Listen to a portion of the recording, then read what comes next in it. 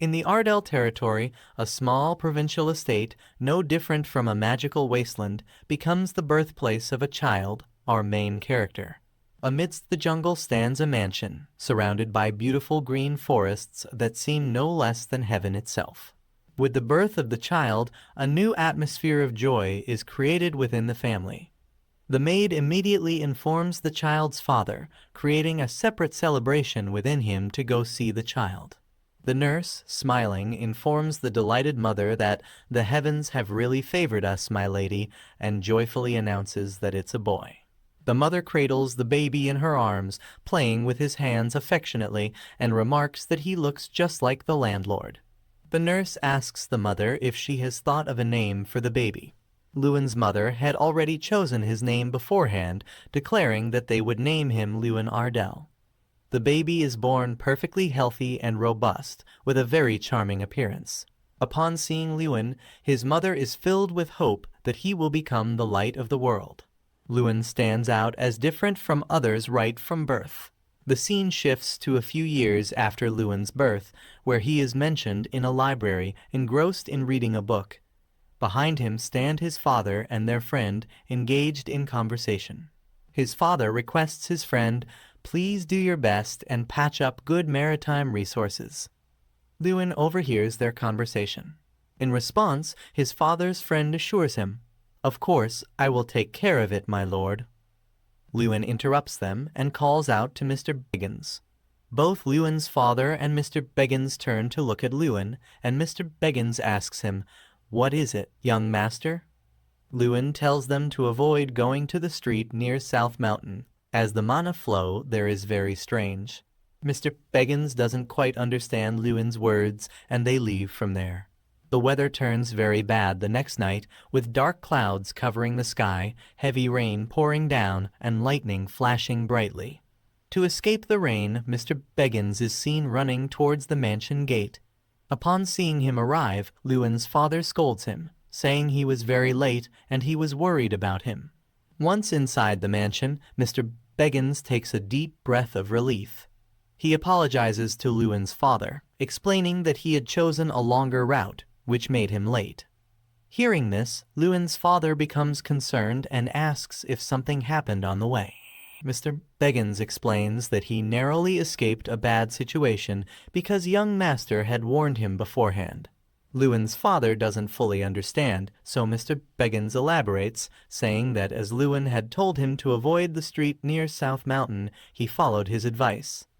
Later, he found out that there was an attack by beastmen in that area.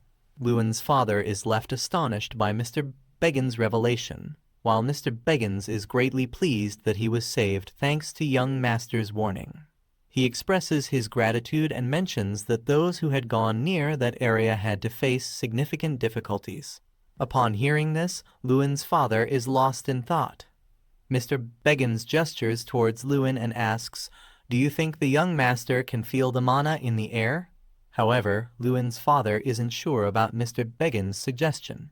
However, for a moment, he considers that if this were true, Luin Ardell could become the future of the Ardell family. From that day onwards, Luin continues to showcase his talent in magic daily. At the age of 6, Luin could sense mana, and by the age of 7, he could manifest it. When he turns 10, he gets admission to the Ignit Academy, where he surpasses countless children from prestigious families and earns the title of valedictorian in his very first year, along with the title of genius. Luin's life is going very well, and he is happy for himself as well. He is determined to raise his family's status. On the first day of Luin's class, all the children and professors are standing. The professor asks Luin to demonstrate his valedictorian skills. Luin confidently steps forward, but as he casts the fireball, he fails to hit his target because his body isn't releasing magic. The professor continues to shout, urging Luin to release it quickly. Luin is putting all his effort into it, but he doesn't understand what's happening to him. The other children in his class are also puzzled by his situation. Luin finally realizes that he has Magic Evocation Disorder. Feeling defeated, he lowers himself to the ground, understanding that he is unable to evoke magic as others can. His body lacked the innate ability to release magic even 1 meter from his body. After learning this, Luin is utterly defeated. He kneels in the middle of the class, tears streaming down his face, realizing that his body is the worst for a magician. Soon after, everyone learns that Luin comes from a common family and has no talent. The behavior of the other children towards him changes drastically. They no longer speak to him with the same joviality and laughter as before, but instead ignore him or treat him with disdain. And one day, when Luin is leaving the hall, 2 boys are coming towards him, and one of them intentionally bumps into him, teasingly asking, "Are you all right?" His companion teasingly says, "You just touched a disabled bastard. What if you become a disabled too?" In response, the other boy says, "Damn it, I better wash it off," and both laugh loudly while mocking Luin. But Luin listens quietly to their words and watches them. His miserable condition is solely because even after joining the Magic Academy, he cannot perform any magic. The boy standing in front of Luin notices his silent reaction and asks him, "What's with that look?" He becomes angry and says, "How dare an arrogant bastard who can't even perform magic look at me like that?" And he hits Luin hard. But by this point, Luin has become so weak that he doesn't even try to fight back.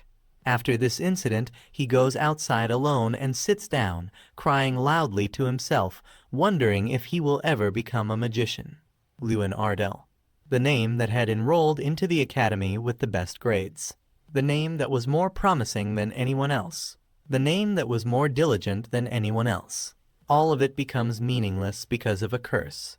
The magic genius that entered the academy with the highest grades turned into a magic cripple. Luin now has no confidence in himself. Everything seems to have ended for him. But what he doesn't realize is that despite his thoughts, his entire life is about to change, and the end of his despair is near. The scene shifts to the vastness of space, where our main character, Luin Ardell, finds himself unconscious.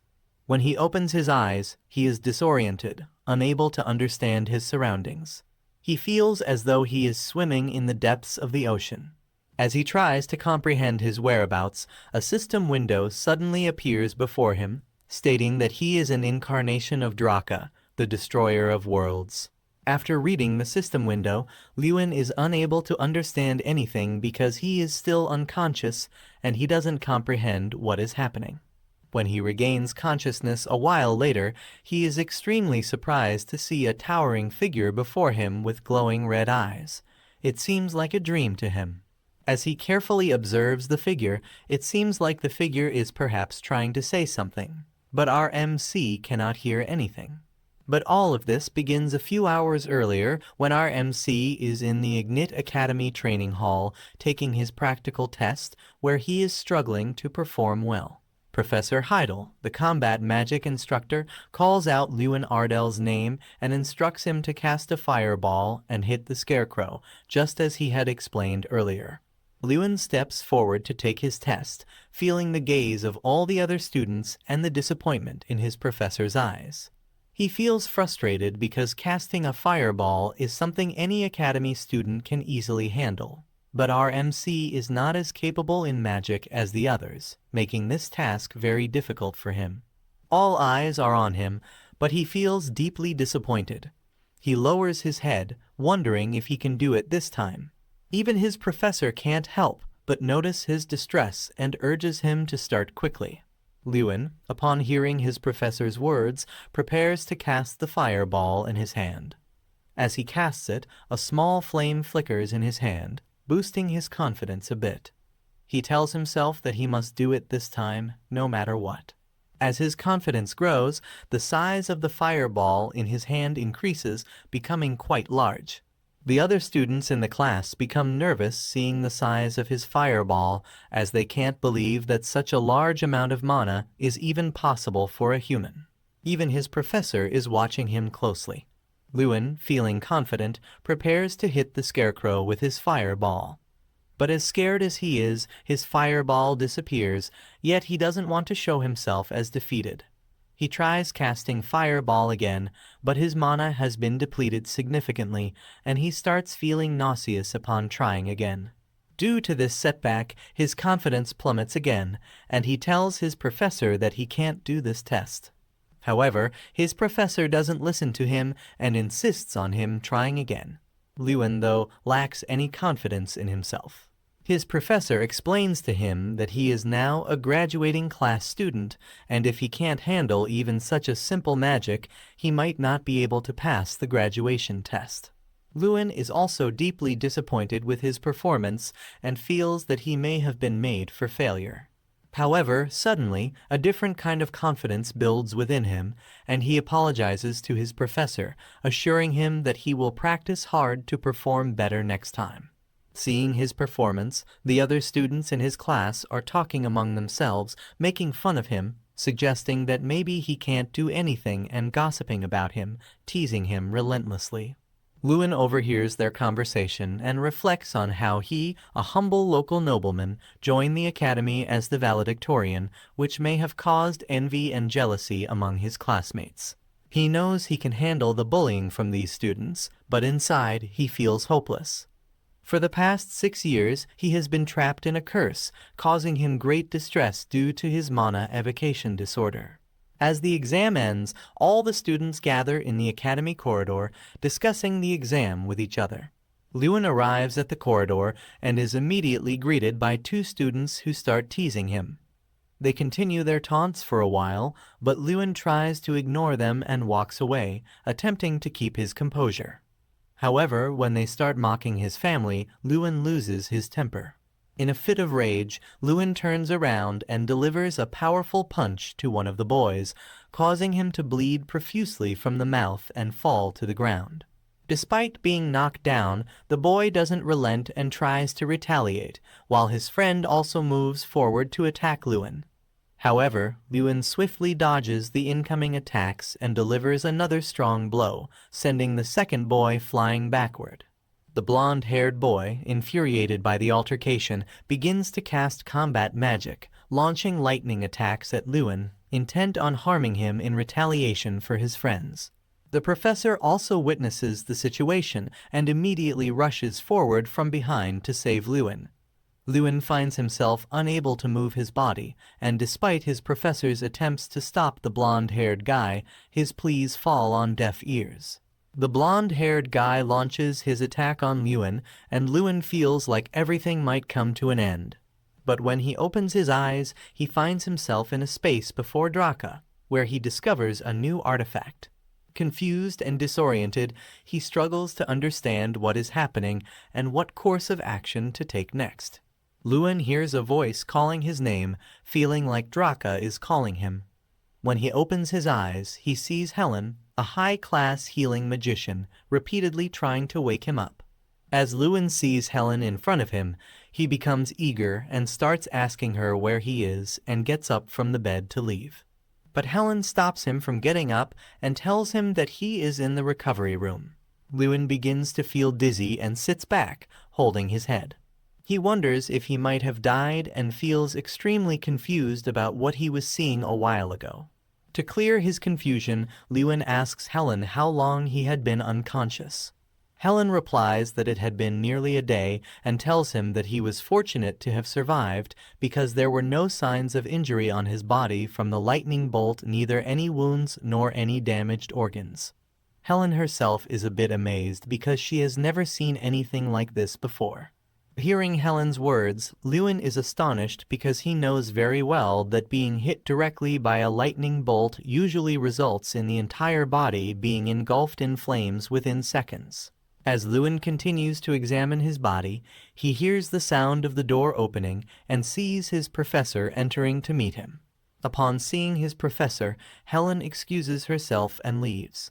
The professor inquires about Luin's well-being and informs him about a meeting that took place regarding the incident.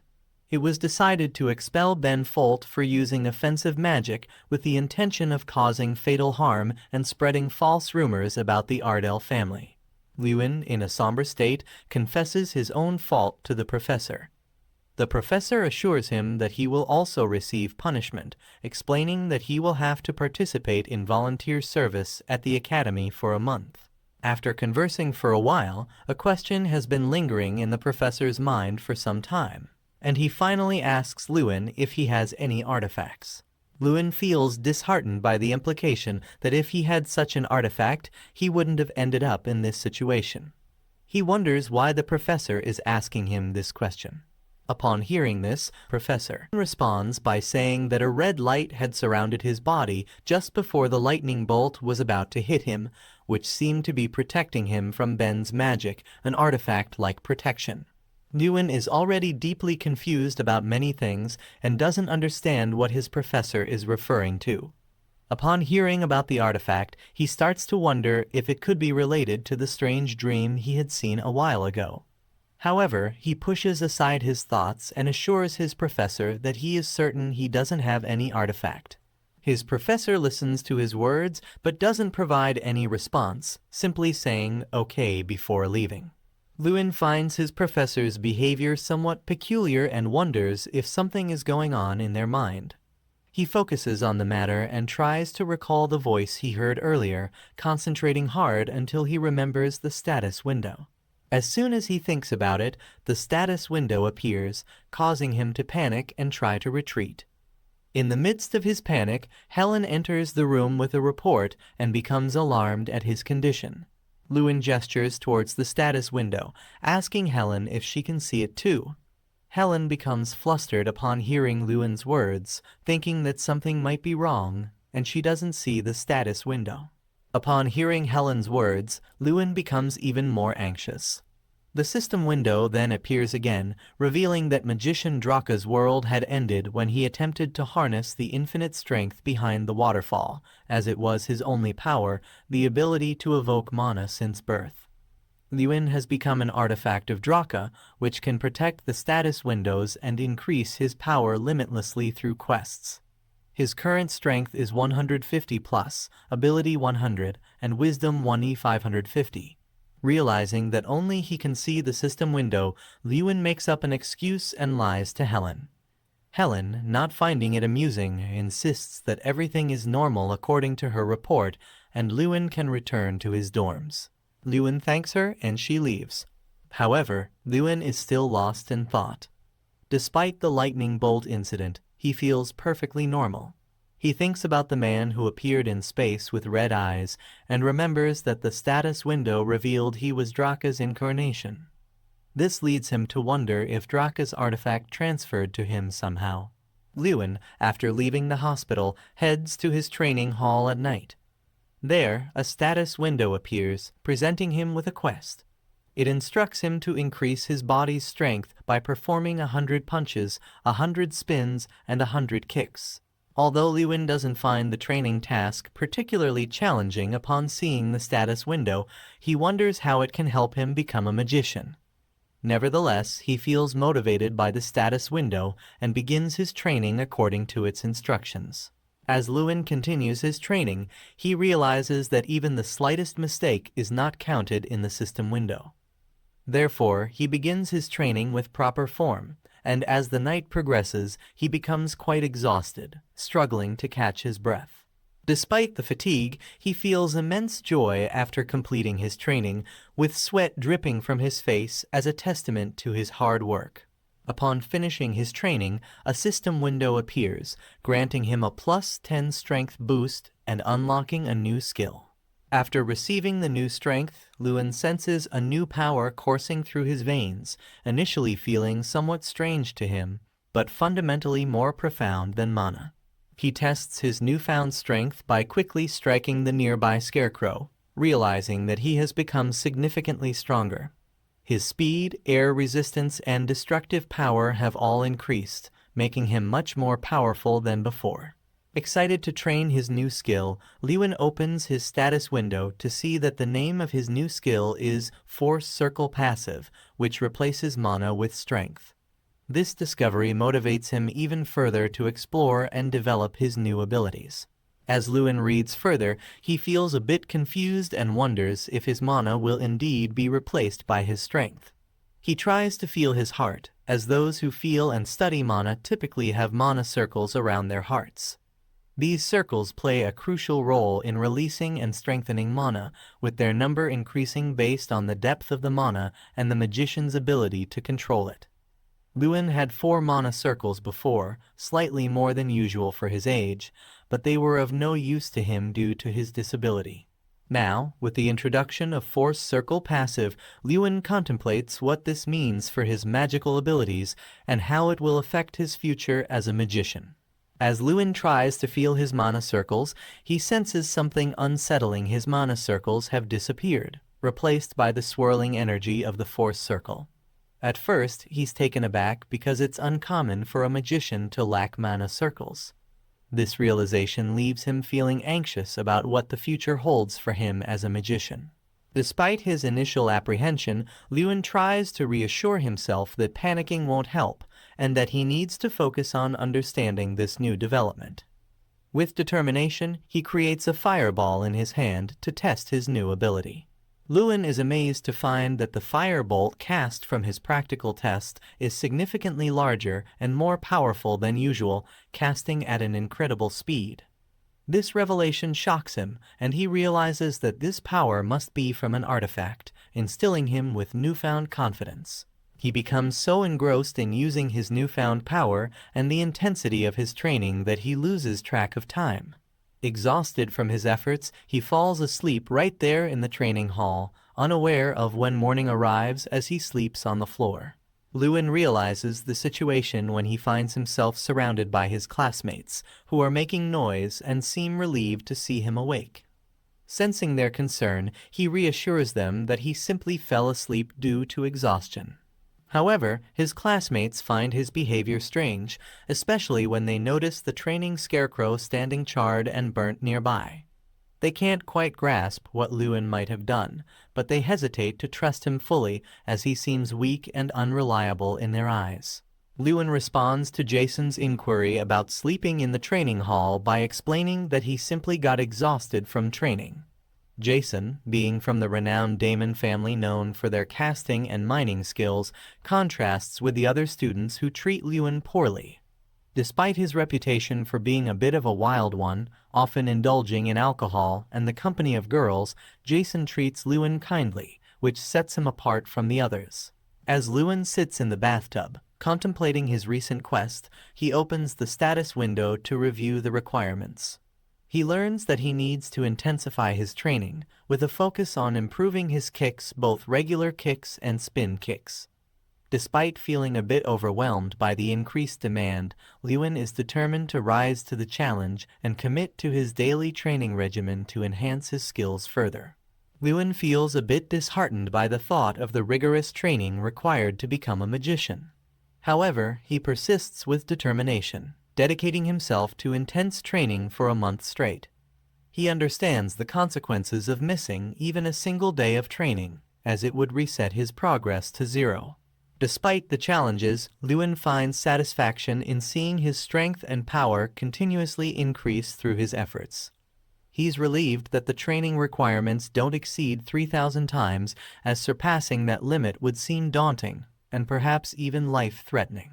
On putting in so much effort, Luin unlocks a new skill called Body Arts, which increases the abilities of the body. Stronger and more elaborate moments become possible depending on his training level. Luin's intense daily training takes a toll on him, leaving him exhausted to the point that he falls asleep in class every day. This newfound behavior surprises his classmates, who notice his absence from regular activities and suspect he spends all his time in the training hall. Despite his rigorous training, Luin also dedicates time to research about Draka in the library, hoping to uncover more about his mysterious past. However, his efforts yield no results as there's little information available in the historical records. After continuous training for a month, his strength increases to 470 plus, agility to 100, and wisdom to 1550, showing significant improvement in his stats over the past month. Because of this, he wants to know who exactly Draka is, the reason behind him gaining so much power. While Luin is still reading books in the library for his research, Jason comes up behind him looking worried. Seeing Luin's face, Jason asks him what's wrong. Jason then tells him that the head of the Ardell family is here.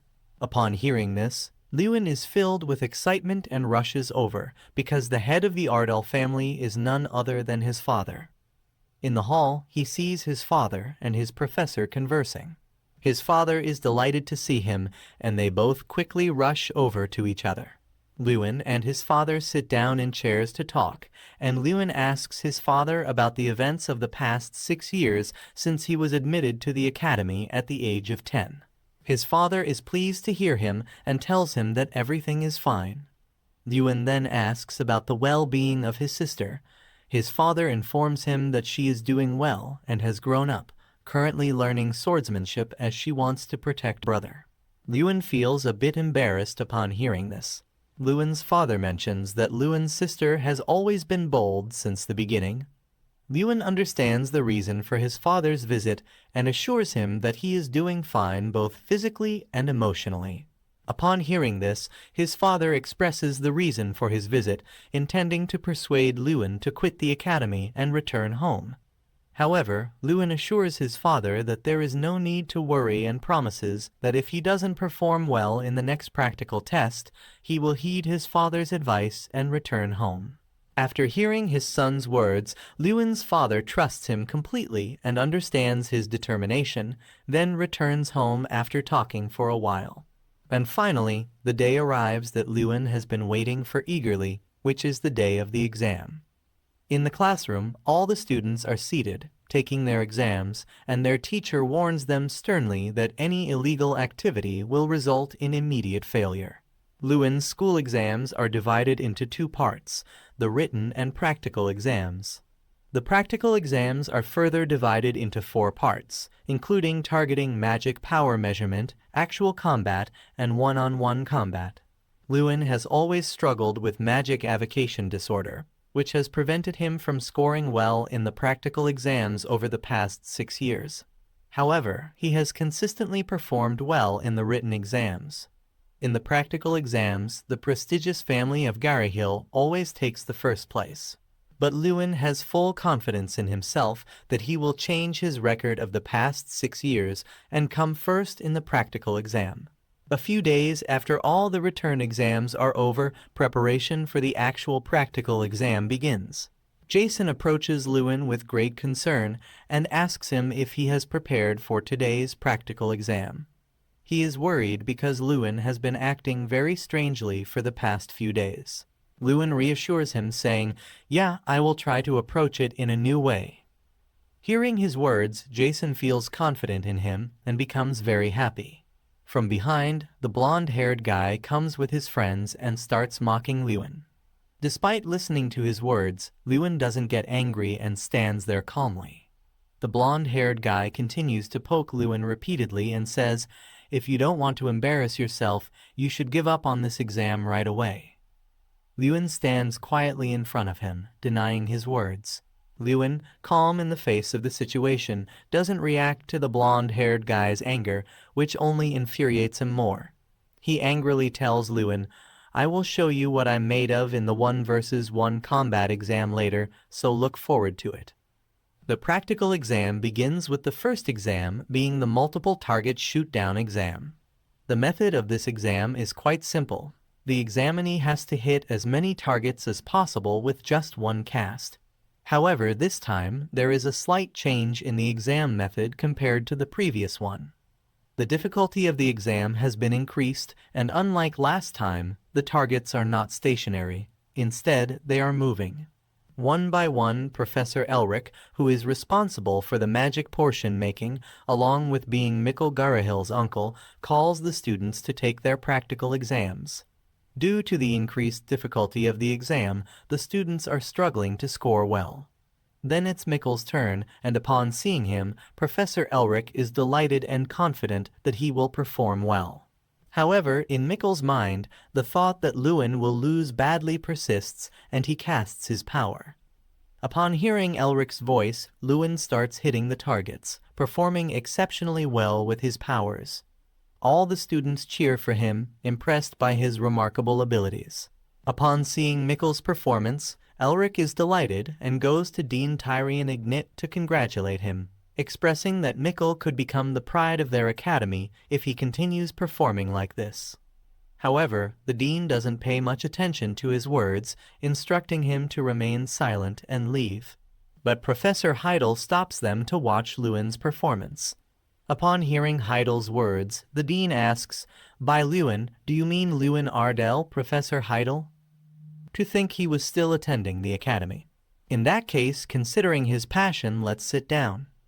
Luin's turn also comes to give the practical exam, and he is very confident because he also needs to test his new strength, and for him, this exam is an opportunity. Professor Elric tells him to start his exam, and with great confidence, Luin casts fireballs in both hands, the size of the fireballs being so large that they surround Luin from all sides. All the professors and students are astonished to see his fireball cast because his casting speed is very fast. However, Mikkel becomes annoyed seeing his casting. While other students behind him are praising Luin's casting, he tells them that don't you know about Luin's Magic Evocation Disorder, and even if he can cast more than 100 times faster, he still won't be able to hit the target because he's a useless trash who can't do anything. On the other hand, Luin is full of confidence and activates his new skill called Time Refraction, which distorts and refracts time for 30 seconds. With the help of this skill, he gains acceleration equal to 200 times his strength, making his movements much faster. This enables him to move beyond distorted time, and it has a cooldown of 5 minutes. He recently acquired this real skill, which allows him to move normally to any location he desires for 30 seconds, or in other words, he becomes a typhoon due to the skill. He moves with such speed aided by his power, hitting one target after another. His performance leaves everyone, including the professors and even the dean, astonished. The targets are left severely damaged, and Luin hits 27 targets, setting a new high score in the Academy's history. All the students are amazed by his performance, and even his examiner begins to doubt his powers. The dean is so delighted with Luin's performance that he stands up and starts applauding, praising him. The classmates who used to criticize him before are now cheering him on, boosting his morale and congratulating him. Mikkel, however, becomes even more infuriated by his performance. On the other hand, Luin feels overwhelmed by the praises of his classmates because nothing like this has ever happened in the past 6 years, and he always craved such recognition. But Professor Elric fails to acknowledge Luin's happiness as he begins to criticize, saying that hitting targets while casting magic in this manner is a technique they have never heard of before. And with that matter at hand, all the professors convene for a meeting where Elric presents his viewpoint. However, Professor Heidel supports Luin, stating that magic is a limitless realm of infinite possibilities. But Professor Elric remains displeased with his statement, and before he could say anything further about Luin, the dean intervenes, signaling to stop, and declares, "Today I saw a miracle created by a student, and it was a flawless miracle of magic." Professor Elric feels deeply frustrated by Luin's performance, but he can't say anything further in front of the dean. On the other hand, in a hall, several classmates of Luin stand, including Jason, who hugs Luin joyfully, announcing to everyone that the Archmage is coming. All the standing students begin praising Luin for his exam performance. However, Luin feels uncomfortable with the behavior of the students standing with Jason because until recently they considered him a loser. Additionally, people are happy that his performance has changed everything for him overnight, even for a perceived loser like him. Feeling uneasy, Luin heads towards his room, where he encounters Mikkel and asks him what he's doing in his room. Mikkel, still annoyed by his exam performance, warns Luin not to get too excited in front of him, or it won't end well. Luin, remaining calm, firmly grabs Mikkel's hand and gently turns it downwards, showcasing his strength. This leaves Mikkel speechless, realizing Luin's power. Luin stays composed and suggests that if Mikkel is so eager to fight, they should settle it in a fair combat, similar to the exam, to resolve matters. Both exchange heated words, and then Mikkel storms out of Luin's room, seething with anger and feeling superior to Luin. He's convinced that Luin will fail in today's exam. As the day progresses, it's time for the second practical exam in the afternoon, which takes place at the Mana Output Measurement exam site. There stands a colossal ogre statue, a treasure of the Academy, and a rare artifact known as Ancient Ogre Kingram. 500 years ago, the Ogre Kingram was transformed into this artifact while still alive by the Archmage Freud. Trapped within the artifact, Kingram absorbs the magician's mana and acts as a kind of magical target. In this Mana Output Measurement exam, students are required to cast magic on Kingram and achieve a high score. The professor initiates the exam, but there's an atmosphere of anxiety among the students because they know that channeling their maximum power into the statue and reaching a score of 20 is considered a very high achievement. One by one, students hit the statue with their best spells, and the statue mocks their powers because none of the students can perceive its true strength. As a result, the statue becomes a source of ridicule for all the students. Then it's Mikkel's turn. With great confidence, he approaches the statue and tries to utilize his powers to their fullest. However, even then, the statue remains unimpressed by his power. And then it's Luin's turn after Mikkel. Unlike before, Luin isn't as confident this time, feeling a bit nervous. However, he refuses to let his nervousness get the better of him and casts a fireball in his hand. As Luin approaches, the statue starts conversing with him, telling him that it's the first time it's seen his face. As they talk, Luin's fireball slowly grows larger, much to the surprise of his classmates, who find it astonishing as it seems like some kind of Class 4 magic, which they consider impossible. Luin casts his fireball, propelling it swiftly towards the statue, landing a direct hit as it soars through the air. His classmates are astounded by his feat, with wide eyes and gaping mouths, considering Luin to be at least a level 5 magician. After the direct hit, Luin feels quite exhausted, but reassures himself that his mana burn explosion worked well. However, he's a bit puzzled by Kingbram's strange reaction. Breaking its silence, the statue of Kingbram asks Luin who he is. Luin apologizes and reintroduces himself, explaining that he had already introduced himself earlier. Upon hearing the statue's words, Luin faints, as it claims to have been waiting for him for quite some time. This declaration leaves both Luin and the other students baffled. Luin, too, finds himself perplexed by the statue's statement. Despite his extensive research on Draka over the past 2 months, he hadn't come across any significant information. Seeking answers, Luin questions Kingbram about itself. However, the statue refrains from responding, gesturing to the surrounding students, indicating that they can all hear its words, but it will explain later. Upon hearing Luin's examiner express concern about scoring, he questions the statue. However, it states, "The evaluation ends here. This magic is not something I can judge." The examiner's jaw drops upon hearing this, and he turns to his uncle, mentioning that according to the school rules, they must be informed, as this contract has been ongoing for the past 500 years since the death of Archmage Freud. Upon hearing this, Kingbram becomes visibly angry, prompting the examiner to apologize. However, he changes his mind and agrees to reveal the score, asking Luin directly whether he prefers a 0 score or a 100 score, calling him Little Destroyer. Luin, delighted by this, opts for 100 points, and he receives them. After the exam, all the students gather in the hall, where discussions revolve solely around Luin's performance. They marvel at how Kingbram awarded him a perfect score, which was a rarity, as Kingbram rarely awarded even 10 points. Some praise Luin, while others seem jealous of his success. Professor Heidel also approaches Luin, commencing praise for his performance and informing him that news of his perfect score has already reached the dean's office. He mentions that when the dean heard about it, he expressed a desire to reward Luin, as such an event has never occurred before. They hand Luin a scroll and depart. Luin is astonished at this revelation, as despite being in the academy for the past 6 years, he had never heard of such a hidden place before. Upon hearing Luin's surprise, The professor explains that this is the only place where entry is prohibited. Luin arrives at the gate of a room, feeling confused about why he's there.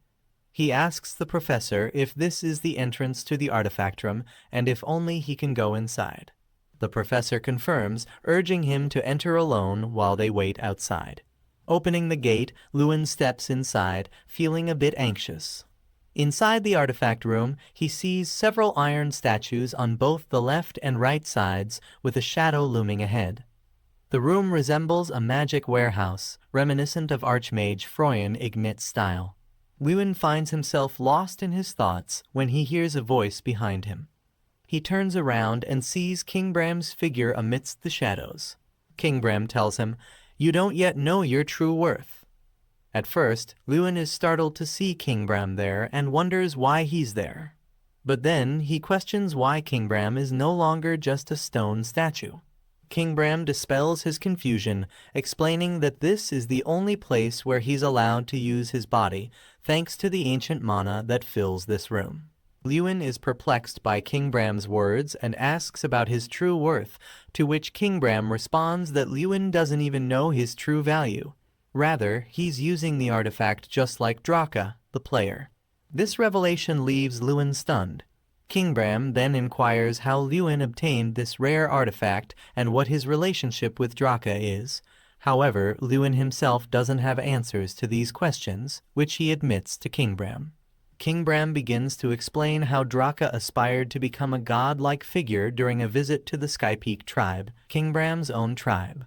Despite Draka's small stature at the time, his power was immense, surpassing even that of his fellow tribe members. As time passed, Draka's strength continued to grow, and despite facing numerous attacks from ogres, he remained undefeated.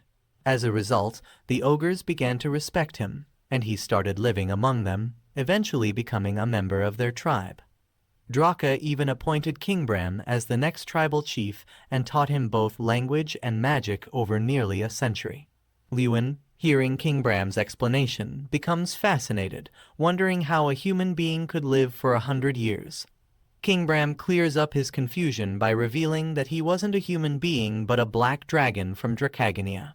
He further explains that the origin of magic was through dragons. King Bram explains to Luin that despite being so powerful, Draka couldn't use magic. Therefore, he adopted a new fighting style like Luin's, incorporating magic into his hands and feet. These abilities were exclusive to Draka, and due to their use, he became stronger than any other being in the world. However, he remained unsatisfied and sought to expand his power infinitely. But in the end, he destroyed everything and destroyed himself. Luin gets extremely excited as he couldn't have imagined the extent of Draka's strength to be capable of destroying the entire world and even himself.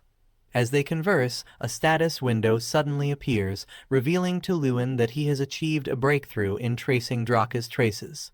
He receives some rewards, including a title called Ogre's Friend, and skills such as Ogre's Fury Spirit and Incarnation of Power.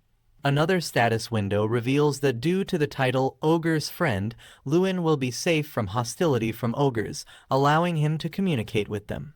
Additionally, with the skill Ogre's Fury, he can borrow the power of an enraged ogre, temporarily boosting his own strength. This enhancement lasts for 300 to 430 seconds, with the effect gradually increasing over time under the influence of body arts. The cooldown period for this skill is 3 minutes. The powers and the new skill seem promising to Luin, and he's intrigued by the sudden appearance of the crystal-like ball in his hand. Upon seeing it, King Bram stands from his throne, and upon being questioned by Luin, he tells him that Draka always kept it with him. While explaining, he says, "This guy is an incarnation of power. Although he is called a spirit, he is different from normal spirits.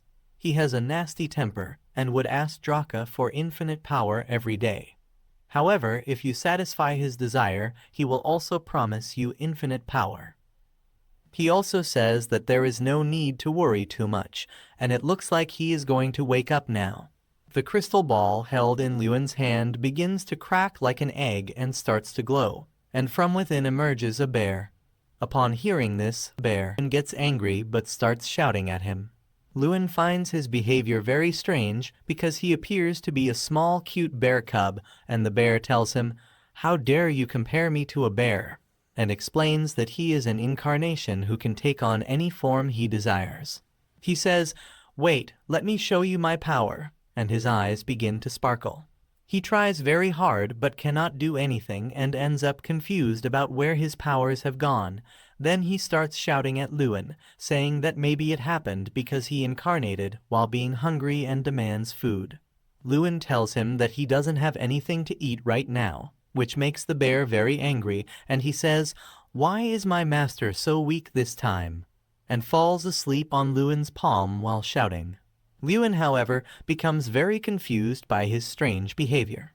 King Bram remembers the old days upon seeing the behavior of the spirit named Kiki because he hasn't changed at all. Then King Bram asks Luin what he will do with these powers that have made him strong, warning him that these powers can lead him down both good and bad paths, and can even destroy him.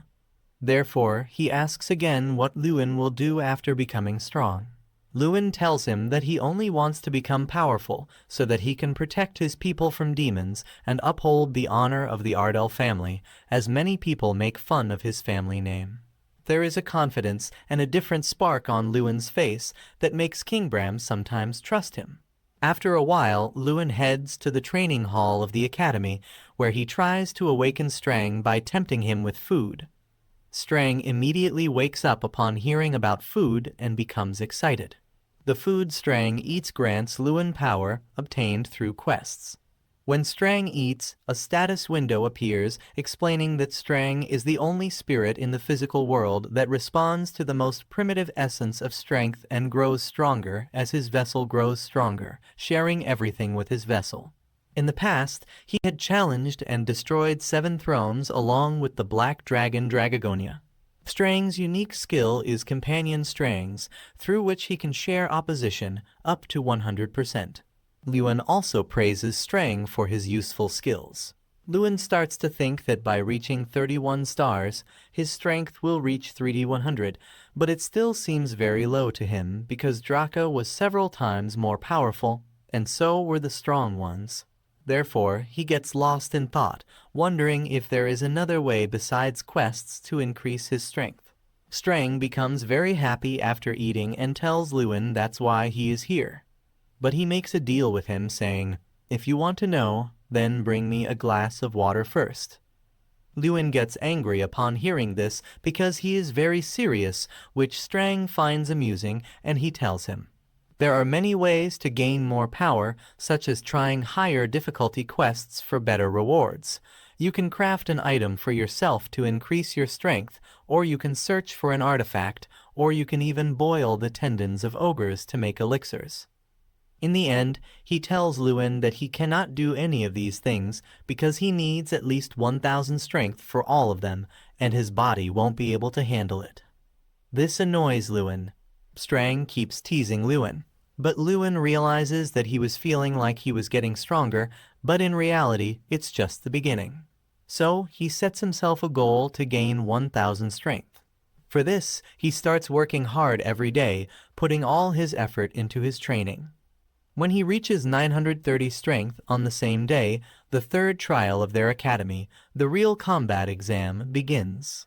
This trial is a real combat test where magicians usually attack from the backline, so there's a possibility that spells might hit allies in the chaos. This trial tests a magician's risk management skills and is considered the most important test by everyone. The test begins, and Foldren Knights are also present on the field to ensure the safety of all the students. This trial lasts for 10 days, during which students are provided with different monsters to fight according to their scores. By the end of the 10 days, only 13 high-scoring students remain. On the 10th day, all the students are very curious about what kind of monster will appear on the final day of the trial, and this is the topic of discussion among all the students. Suddenly, they hear loud screams, which startle them, making their mouths sweaty with fear. Upon hearing the sound, they turn to see the monster approaching, and their fear intensifies because it's an orc, shouting loudly and looking terrifying. Orcs live in groups all around the continent, and they are much bigger than humans, and their intelligence is comparable to. Due to their violent nature, there are frequent conflicts between humans and orcs. As a result, the sight of the orc frightens the children. Professor Heidel observes the children's fear, and understanding their anxiety reassures them. He explains to them that they are all magicians and advises them to remain rational and confident, offering guidance on performing their best in the exam. Meanwhile, the orc is already enraged and attacks the knights. The group of knights tries to stop him, while Mikkel stands behind them, using his magic powers to attack the orc with ice arrows. As the orc becomes even more enraged and leaps to attack Mikkel after dodging the knights are unable to stop him, and everyone shouts for Mikkel to run and save himself. But Mikkel, frozen with fear, can't move a muscle and trembles as he sees the monster approaching.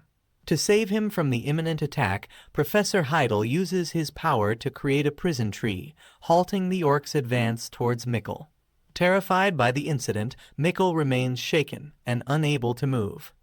Professor Heidel, angered by his childish behavior, removes him from the exam. Professor Elric feels very disappointed by this turn of events, so he goes to the dean to discuss Luin's test.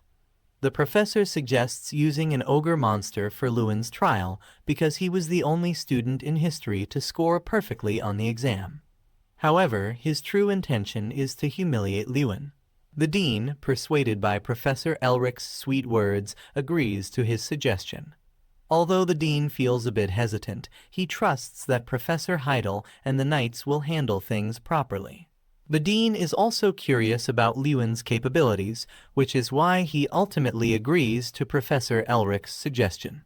After hearing this news before the exam, Heidel informs Luin, who becomes visibly anxious. However, Strang, who is also present, listens intently and manages to excite Luin. Meanwhile, at the exam site, the ogre is securely bound with thick iron chains. It is furious and thrashing around, roaring loudly and exerting all its strength to break free.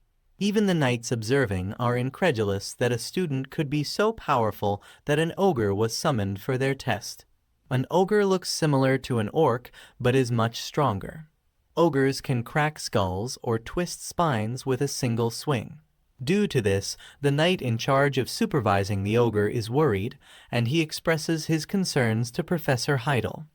However, Professor Heidel has full trust in Luin and is willing to put his life on the line because of it. During the test, when Luin arrives at the trial room, the knight is unable to believe his eyes. He tells Luin that he won't stand a chance against the ogre, and he worries that even though he and Professor Heidel will try to save Luin during the trial, Luin won't be able to do anything.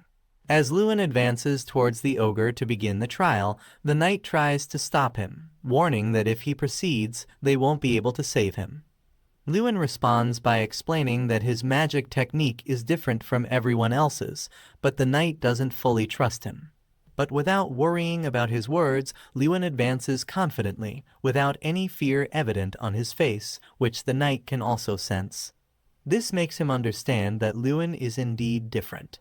With this realization, the professor instructs Luin to prepare for the trial to begin, and as soon as it starts, the chains of the ogre are released, causing it to go berserk and charge wildly. However, our protagonist remains unfazed, casting his fireball spell and immediately charging towards the ogre to attack. Seeing this, the knight thinks Luin is insane and shouts, trying to stop him. The ogre and Luin both charge at each other as if their lives depend on it. The knight is astonished by Luin's close combat skills, wondering how he can manage such moves.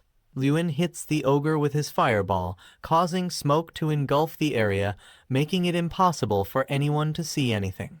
Concern grows among everyone, and the knight starts to wonder if Luin is even alive.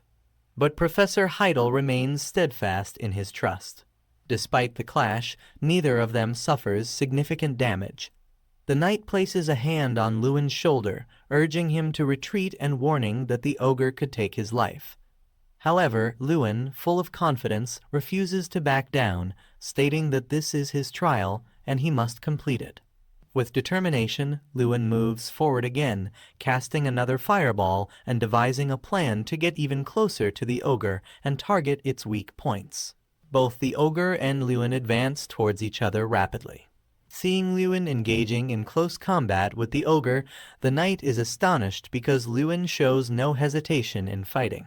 As everyone watches the fight between Luin and the ogre, all the children are amazed and excited, witnessing the incredible strength the ogre is displaying against Luin. Luin fully utilizes his strength, slamming the ogre to the ground and repeatedly punching it in the face.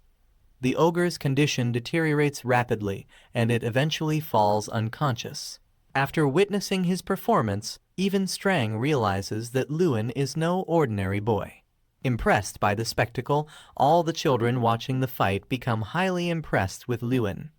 They start cheering loudly, increasing his morale and praising his valor. Professor Elric, however, is not pleased with Luin's performance and becomes quite agitated. On the other hand, the dean is very happy and smiles as he watches Luin from a distance. The knight, still unable to believe in Luin, surrounds the ogre from all sides, feeling that the ogre might still regain consciousness. Witnessing Luin's strength, the knight is greatly astonished and asks where he learned all this. Luin proudly mentions that he learned it all by himself, which surprises the knight. However, Luin turns to Professor Heidel, asking about the results of the trial. With a smile, Professor Heidel responds, saying, "To be honest, I didn't expect you to do this, but you didn't even give me a chance to stop you. You always surpass my expectations." Luin doesn't quite understand his cryptic words, so Professor Heidel clarifies by telling him that he has passed. This news fills Luin with immense joy. And with this joy, a status window appears in front of him, revealing that he has completed a quest and earned a new skill as a reward named Player's Eye, increasing his strength by +30. Initially, Luin doesn't understand much about the new skill, but then, through another status window, he learns that with the help of the Player's Eye skill, he can now perceive the true nature of everything, extract digitalized information, and also sense stealth and track invisibility. Strang gets very excited upon seeing the new skill and congratulates him on acquiring it. Luin asks him if he knows about it, to which Strang replies that it's something only a player can have. He explains that enemies hiding using stealth and invisibility magic will look different to his eyes, as he will perceive them with a faint outline. Upon hearing this from Strang, Luin understands that this skill could be useful for him in the future. Along with this, a new status window opens, providing him with a mini-map. Strang explains to him that now, through the mini-map, Luin can see within a radius of 500 meters. Another status window appears, informing him that now he can view the status window of the desired target, and the information available depends on the target's level. Strang already knows about all these things, and with a smile and confidence, he steps down from Luin's shoulder and approaches the ogre, asking him to look. Luin immediately notices the detailed information about the ogre, which impresses him greatly. To train this new skill, he looks towards Professor Heidel, but in his status window, only 6th class magician is displayed, and he cannot read anything else. This helps him understand how the status window works. Strang also explains to him that he cannot extract information about people of a higher level through the status window, and as he becomes stronger, new information about people will be added to it. After the real combat test, rumors spread throughout the entire academy about how Luin defeated the ogre. In the academy garden, Jason and Luin sit together chatting, where Jason asks Luin how he feels about the academy because all the kids are talking about him. Luin doesn't give any particular answer to his question. Just then, a girl comes from behind calling Luin's name, and some of her friends also join her. Together, they start praising Luin for his performance in the 3rd test, and even bring some gifts for him to enjoy. After exchanging gifts, the girls happily leave the scene. However, Luin isn't interested in the food they brought, so he asks Jason if he would eat it. This question infuriates Jason. Ignoring Jason's reaction, Luin continues to observe him, checking his information in the status window. It reveals that Jason has high potential. Luin has been using the status window to gather information about everyone for the past few days, and today he encountered another person with high potential, the first being Mikkel. Upon checking Jason's status window, Luin doesn't disclose any specific information, but advises him to train a bit more effectively for the next test to ensure he achieves great results. Jason, suddenly confused by his advice, starts questioning him. Luin, unable to reveal the truth, diplomatically mentions that Jason possesses good skills that he can further improve with hard work. Jason, upon hearing Luin's advice, confides in him that he's been feeling unsure about his behavior lately, and that Luin seems quite different from before. He mentions that there have been rumors circulating in the Academy recently, suggesting that Luin will surpass Mikkel, and not only become the valedictorian, but also the Academy's representative. Luin doesn't seem particularly interested in these rumors, and instead takes Jason along to have a meal. While walking, Jason informs him that there will be a grand festival this year. In the 5th month of every year, representatives from renowned academies gather for the Magic Festival to determine their superiority. Additionally, every 7 years, the Olympiad brings together all magicians to ascertain the greatest magician. When these two events coincide, it's termed the Grand Festival. The Grand Festival serves as a national competition for the brightest students from prestigious academies. The winner not only receives a substantial sum of money, but also various privileges. To ensure fair competition, there's a limit on the number of students who can participate. 1 student for individual competitions and 30 students for group competitions. This means a total of 31 top students from the Academy can compete, and the one who participates in the individual competition becomes the Academy's representative. As Jason reminisces about last year's poor performance by Mikkel, which led to their academy being dubbed the Last Place Academy, Luin is deeply lost in thought. He knows that ultimately, the selection for the Grand Festival is based on the first semester test scores and recommendations from the professors. Moreover, the upcoming 4th test, the one-on-one with Mikkel, holds significant importance in this context. And that's when Luin keeps thinking about surpassing himself. And he starts his training with all his heart and soul. And 4 days after the 3rd test, he diligently does 1,000 reps in his training, and he also earns a new title for his preparations. Seeing this, Strang feels delighted because he had been waiting for this day for a long time. He initiates the repeatable quest through the status window, where the difficulty of the quest doubles and the reward triples. Leaping onto Luin's shoulders, he starts spinning his hands and begins casting fire spells. Watching the flames, Luin becomes nervous. On the other hand, Professor Elric is still thinking about Luin because he doesn't want anyone other than the Garhill family members to sit at the top of the academy. On the other hand, Strang reaches rank 2 upon completing the quest, which results in Luin receiving a bonus of plus 200 strength in his reward, and Strang's size also slightly increases, making him appear even more imposing. Luin is amazed by his sudden increase in strength and asks about it. With a smile, Strang replies, "This is just the beginning. Wait and see, there's more fun ahead for you." Due to this, Luin opens the status window and starts a new program for the repeatable quest, Body Training 2, as he has matured beyond the basic level. This time, he will need to do 5K punches, 5K kicks, 5K spin kicks, run 15 kilometers, and undergo real battle training, with a potential of gaining 30 strength from the record.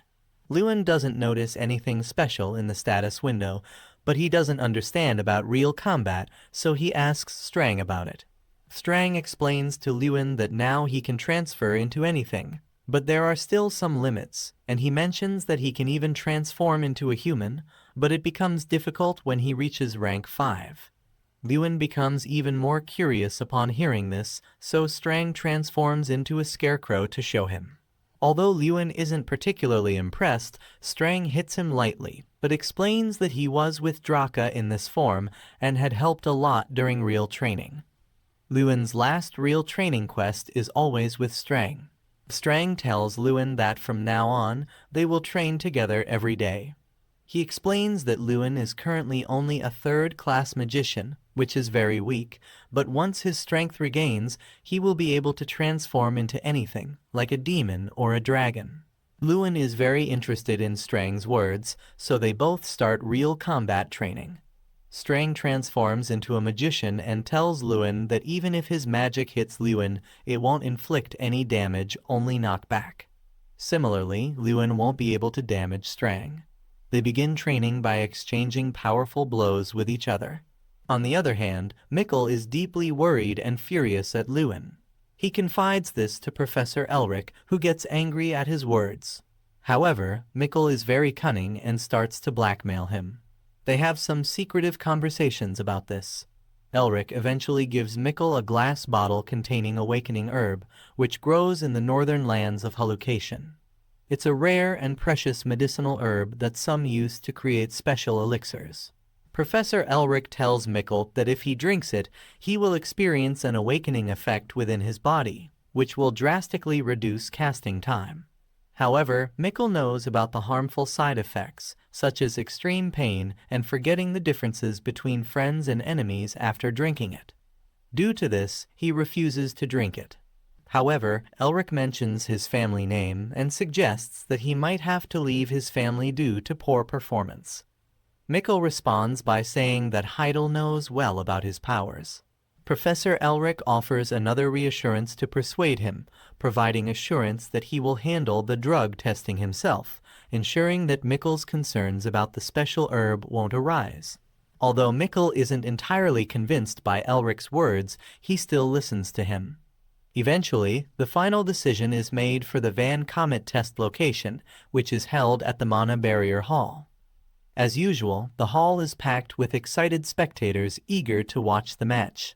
In the middle of the hall, Luin and Mikkel stand facing each other, waiting for the test to begin. Strang advises Luin to use his strength effectively in the fight, boosting Luin's confidence even further. The professor signals the start of the match, but Luin feels something strange about Mikkel's behavior, prompting him to use the player's eye to analyze. He realizes that Mikkel has used some kind of drug that has altered his powers, and he understands that Professor Elric must have helped him pass the drug test. The professor stands before them and explains that only the use of black magic is illegal in the match, while all other magic, especially those based on the fourth element, is allowed. The scoring in the match will consider the level of magic used to hit the opponent. They explain that there's no need to worry about mana, because in this place, the effectiveness of magic is reduced by 99%. However, to reassure himself, Luin asks the professor what would happen if someone were using an illegal potion. The professor responds that if someone is found to have altered their senses in any way, they will be disqualified from the exam. Upon hearing this, Mikkel becomes very angry, and Luin notices his behavior. The professor then proceeds to start the match, but now Luin's mind is consumed with the thought that nobody will believe him because he's the only one who can see this through the status window. Therefore, he will need to find solid evidence. The match begins, and both of them engage in attacking each other. Mikkel uses his magic to bind Luin's feet with vines, preventing him from moving. However, Luin breaks free in just a second, surprising everyone in the hall. Luin is delighted to see that despite the mana barrier reducing magic's effectiveness by 10%, his real strength remains unaffected by the barrier. Mikkel attacks Luin again with his new magic technique, making Luin realize that Mikkel's potion has reduced casting time and increased mana collection. Additionally, Luin understands that Mikkel has used burning flower, also known as the Herb of Awakening. To evade Mikkel's attacks, Luin hides behind a stone and starts contemplating how to destroy the magical herb. Mikkel, remembering his fear, tries desperately to break free. Luin knows that now only Mikkel's pin suppression remains, and when Mikkel comes out, Luin tells him that he used burning flower, which is why he's feeling so confident. Mikkel, upon hearing this, immediately becomes anxious and starts fabricating excuses, but his nervousness and the sweat on his face betray his lies. Luin doesn't want to give him any time to escape, so he immediately attacks using time refraction, swiftly closing in on Mikkel. He moves so quickly that Mikkel sees him coming and panics, quickly creating an ice field to shield himself. However, Luin approaches from the front and shatters the ice with a single strike. As everyone watching the match, including the professors and the dean, become excited by this new technique, Mikkel advances forward and uses a third-class magic called Fire Lizard. In response to this attack, Luin counters with his earthquake technique. The spectators in the stadium are astonished by Luin's technique, and Mikkel becomes furious upon seeing this. Luin realizes that Mikkel's pain suppression is still active, so he approaches him and delivers a blow to his forehead with a finger, disrupting his magic. And with a gentle but forceful push, Luin sends Mikkel flying backward because Luin's seemingly light ride is incredibly powerful. Children scream as they see Mikkel flying away and crashing into a wall, causing it to break. However, he continues to laugh and taunt Luin, seemingly unfazed by the impact. Upon seeing his condition, Luin realizes that if he continues to strike with such force, Mikkel might be seriously injured. Therefore, he decides to use the binding tree to restrain Mikkel and loudly informs everyone that Mikkel has used a forbidden drug. Upon hearing this, the professor quickly rushes to Luin and warns him that if this isn't true, he will be disqualified. Luin remains steadfast in his statement, confident in his assertion. He suggests that someone may have assisted Mikkel in passing the drug test, pointing an accusatory finger at Elric. Elric rushes to Luin upon hearing his accusation, shouting at him for making such allegations. However, Luin remains undeterred by his words and confidently states that he has proof. Professor Elric agrees with him and suggests that they redo the drug test because he knows that nothing will be found this time. Luin tells him that there's no need for that because he knows that Elric used the special elixir to hide Mikkel's symptoms. Luin approaches a large tree and performs the same attack he used on Mikkel. The impact is so powerful that even a slight fingerprint leaves the tree shattered and burnt. Showing the condition of the tree, Luin asserts that even if Mikkel had undergone extensive training, his body would have been affected to the point where several ribs would have been broken, yet he doesn't seem to feel any pain due to the special herb and continues to laugh uncontrollably. With his evidence presented, Luin demands an answer from Elric, who becomes visibly angry but is unable to say anything in response.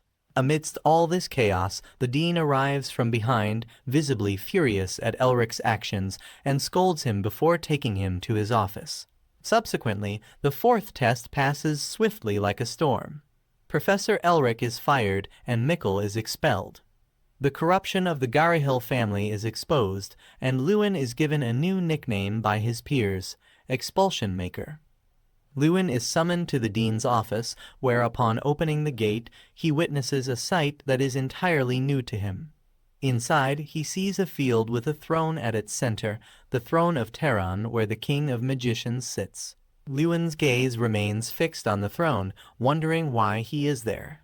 Approaching from behind, the dean pulls him out of his thoughts and asks, "What do you see, Luin?" Then, explaining, this place was created independently by the Eye of Malarok.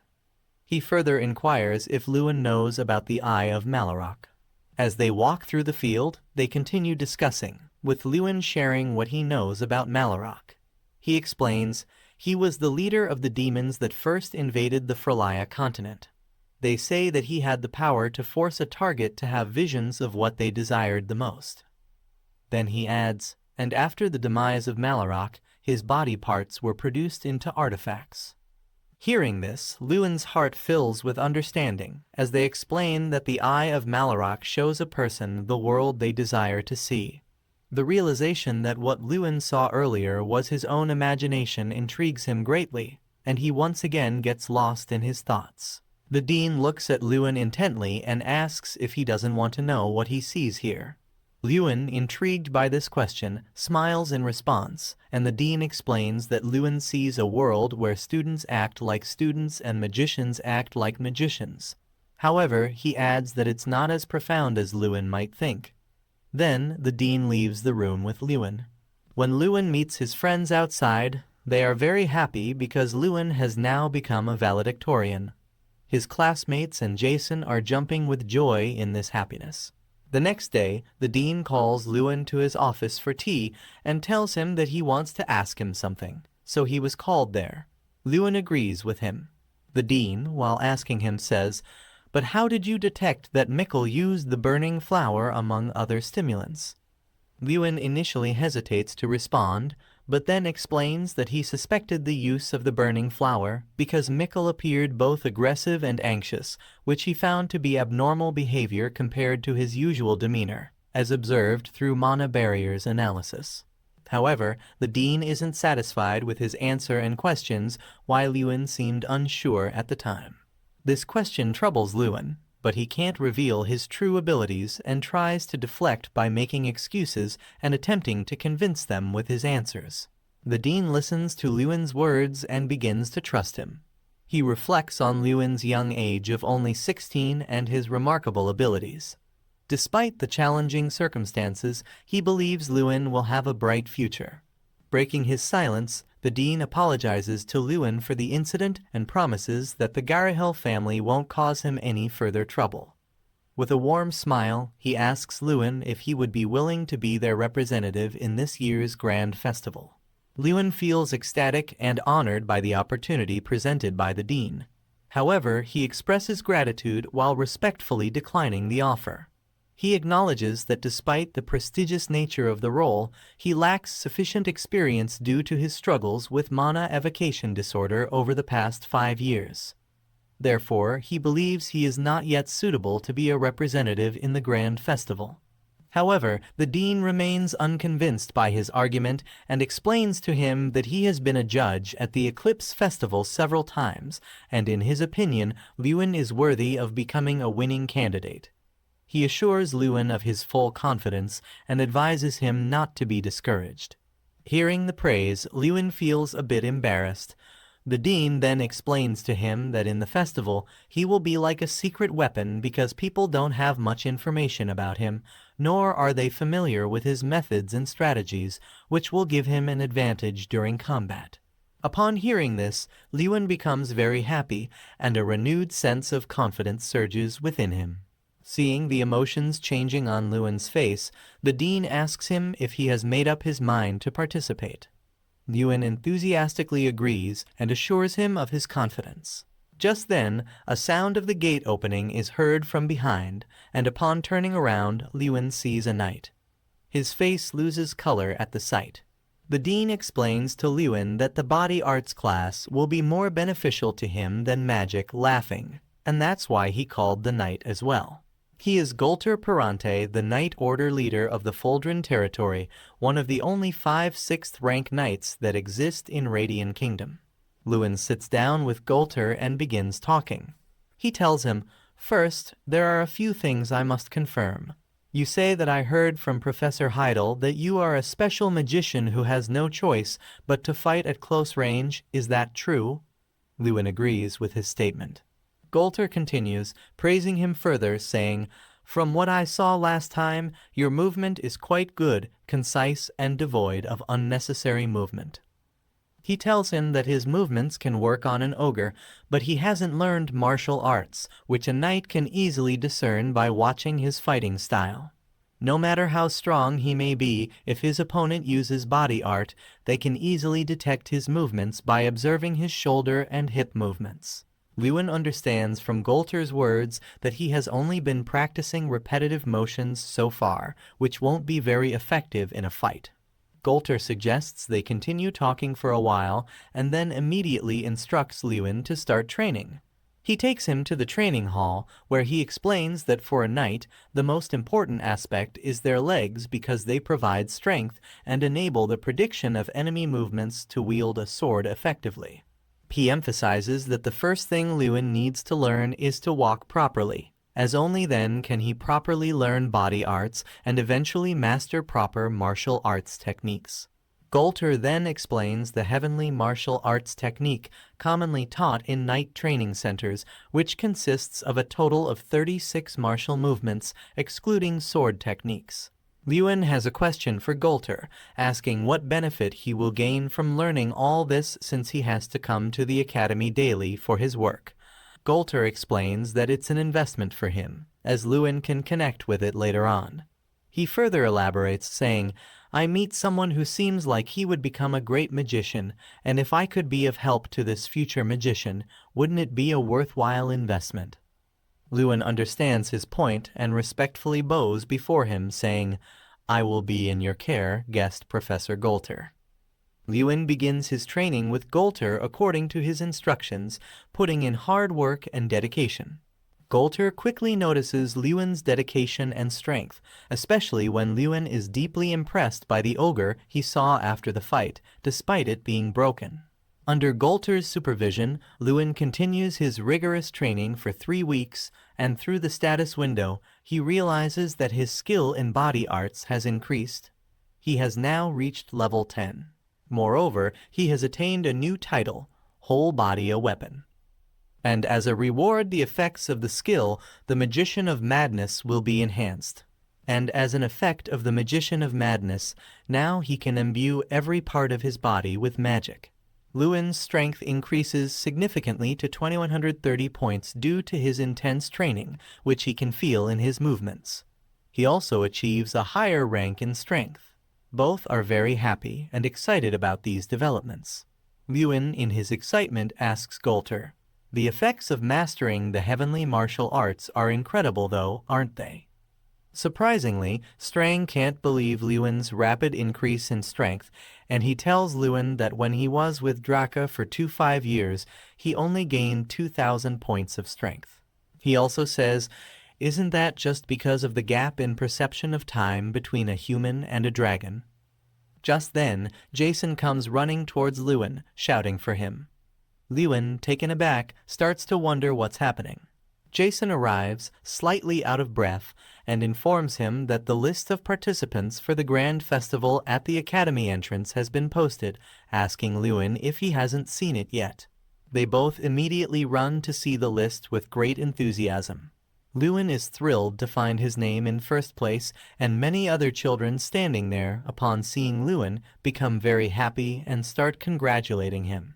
For Luin, this is a significant achievement, as he has seen a lot of hardship over the past 5 years due to Magic Evocation Disorder, making him immensely happy. Jason is also delighted to see his name on the list, at 31st place for the team competition. After checking the list, Luin returns to the training hall to continue his training with full dedication. He works hard, and Professor Heidel praises him, expressing surprise at how quickly Luin mastered the heavenly martial arts. Professor Heidel tells him that if he stays focused on his training, they have full confidence in him. Everything goes smoothly. They prepare for the Grand Festival, where Luin and his companions become stronger and stronger. At the train station, Luin and his companions are discussing amongst themselves as they wait for the train. They are telling each other that this is their first time riding a train, which is very fast, and there are only 2 transit points in the Radiant Kingdom. However, in the Raynak Imperial Federation, there are 100 such transit points. Luin remains silent, listening to their conversation, and alongside them, a group of other kids is also standing, ready to go for the Grand Festival. They also start making fun of Luin's friends after hearing their conversation.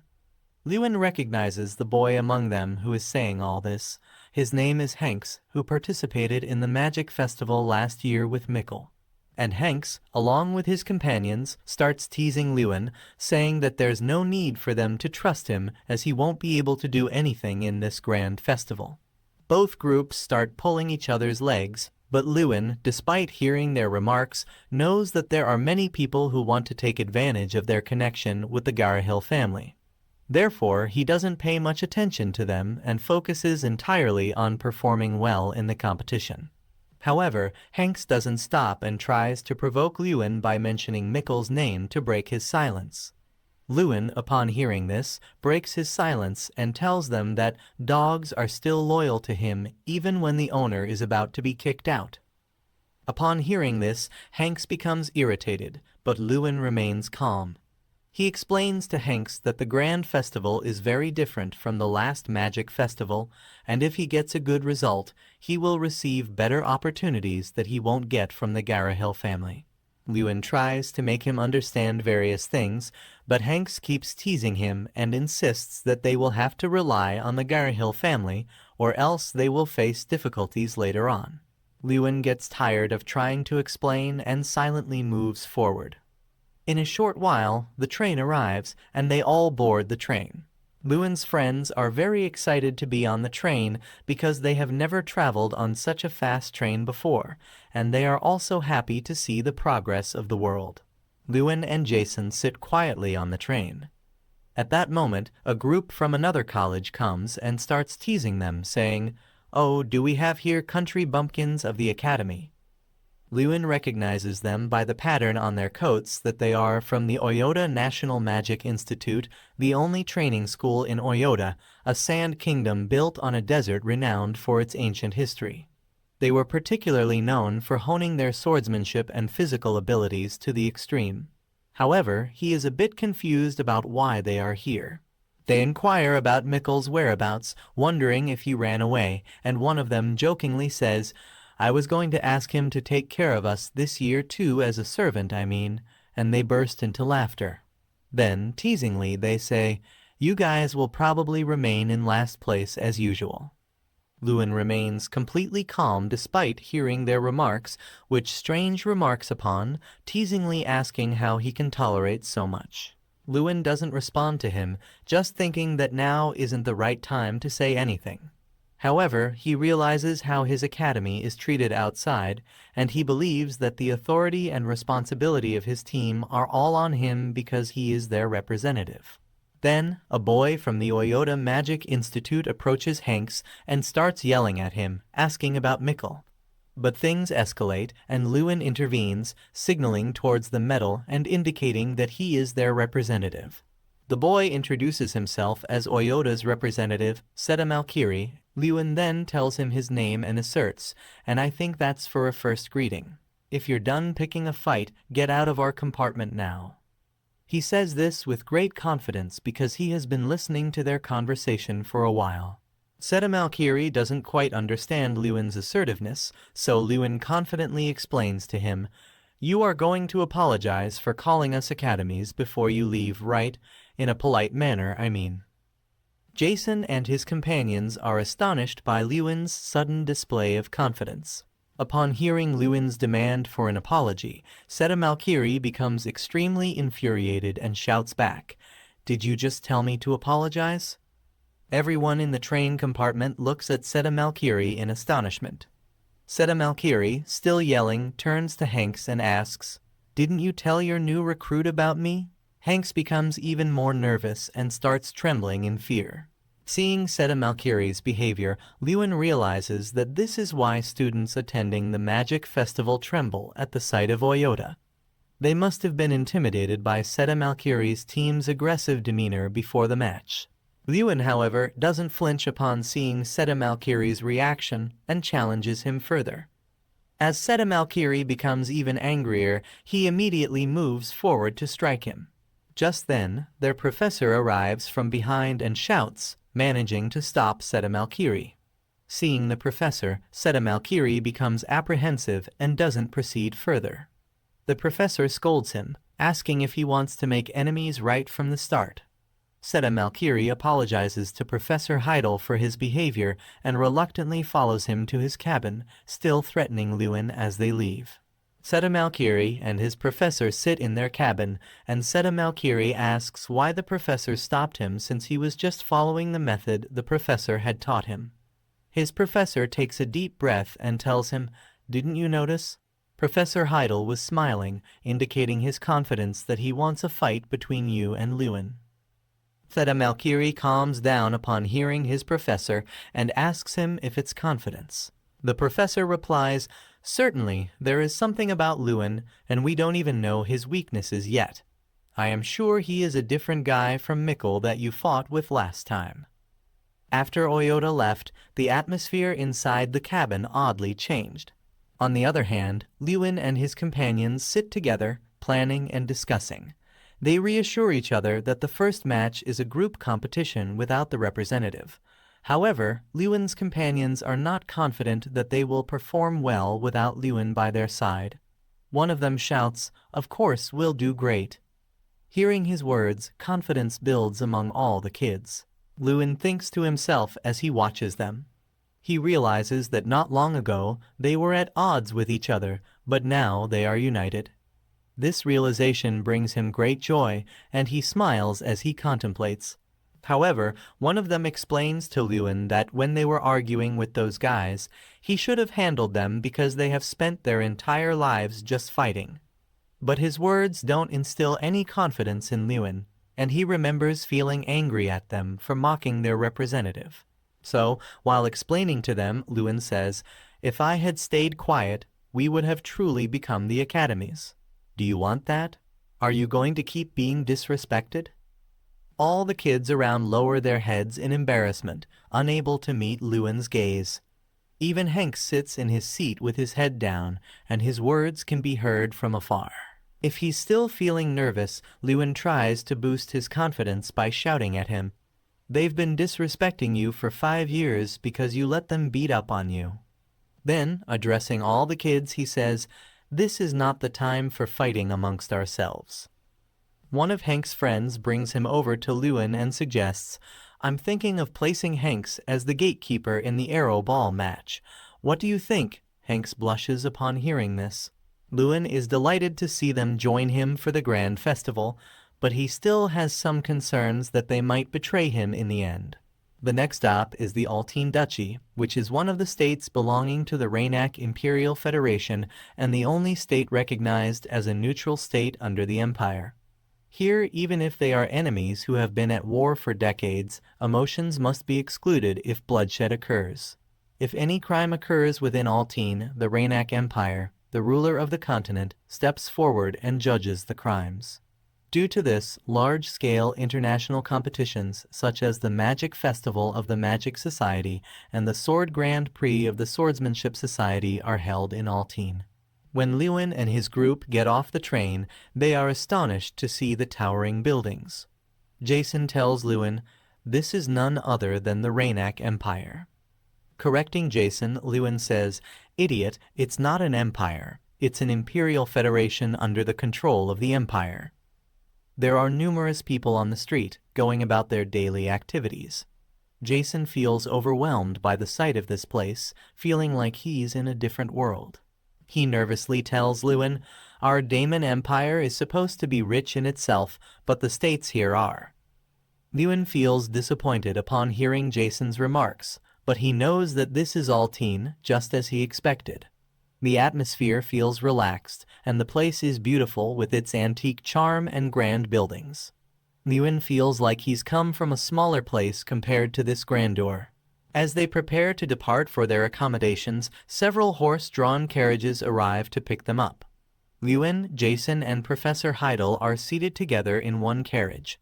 Professor Heidel expresses his concern, saying, "I'm saying this out of concern, but I hope you don't go to another college's accommodation even by mistake, because getting into a fight with anyone won't lead to anything good." Luin hesitates upon hearing this and asks, "Why do you have to say this while looking at me?" Suddenly, Strang notices a familiar smell and tells Luin, which confuses him. As Strang leans towards the window, and he tells Draka's relic is in this place. The next day, Luin gets ready early in the morning and sets out with Strang to find the location. He uses a mini-map to navigate, and after a short while, they arrive at Altine's Touching Memories workshop. Luin came here because he thought the unique smell Strang mentioned might be found in this place. It appears quite ordinary to him as they enter through the gate. Expecting it to be some sort of black market where only wealthy individuals reside, Strang tells him, "Draka's relic is useless for non-strength-based wizards. It's just trash for an ordinary wizard." As Luin's player's eye scans the items in the shop, his gaze falls upon a ring that gleams.